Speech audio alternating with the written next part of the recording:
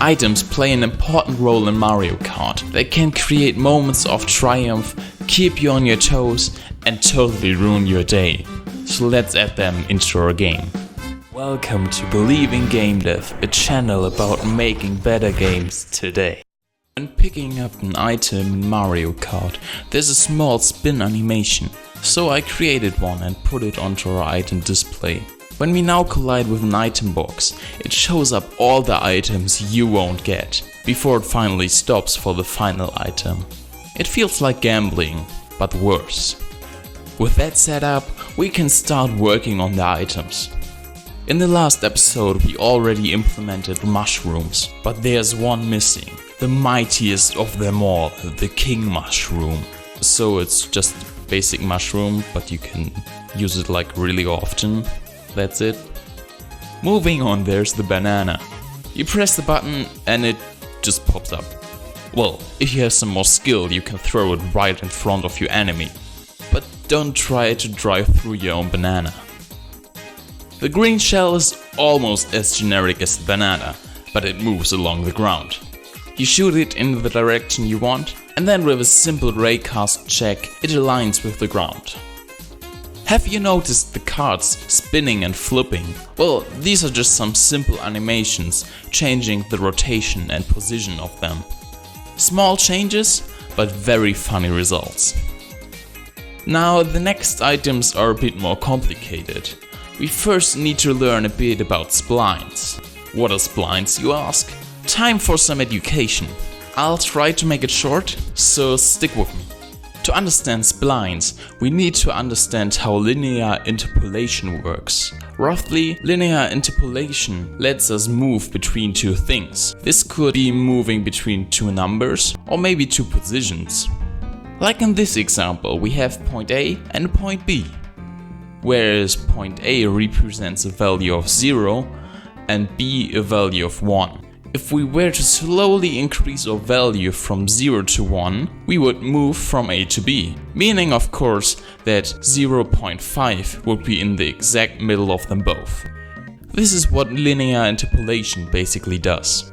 In Unity we have a function called lerp for this. Let's add another point. In this scene we are interpolating from A to B and B to C.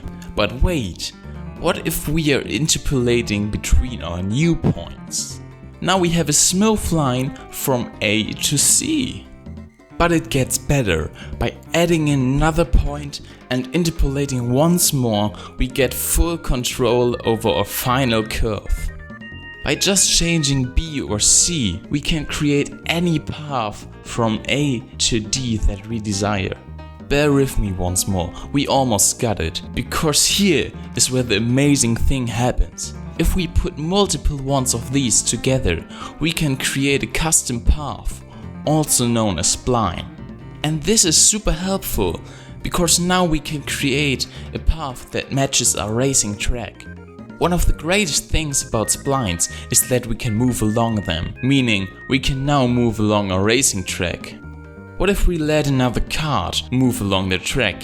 Well, I guess we got a first computer player. Now that we have a first rival, let's ruin his day. One of the best items for this is the red shell. This homing version of the normal shell aims for the kart in front of you. Once we let go of the red shell, it will move along the spline until it's in range of its target when it will strike.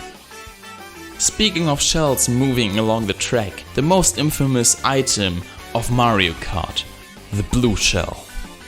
It's basically the same as the red shell, but it can fly, and adds a big explosion at the end. And without a doubt, the best item to get momentum is the bullet bill. This torpedo-like object lets you blast through the track as if there is no morning. It makes use of a new spline track as well. We can reuse the explosion of the blue shell for the bob bomb. A bob bomb is like a banana, but it explodes. Something like an exploding banana. Even though I don't know how that comparison works, it lets up for some really satisfying shots. And we can't go without mentioning the star. Not only will it make you invincible, but also go crazy as your whole character becomes one giant rainbow. We can easily achieve that effect. Get a rainbow texture, make a material and animate its offset. Now, this is where the real fun comes into play. Anyways, I hope you learned something new.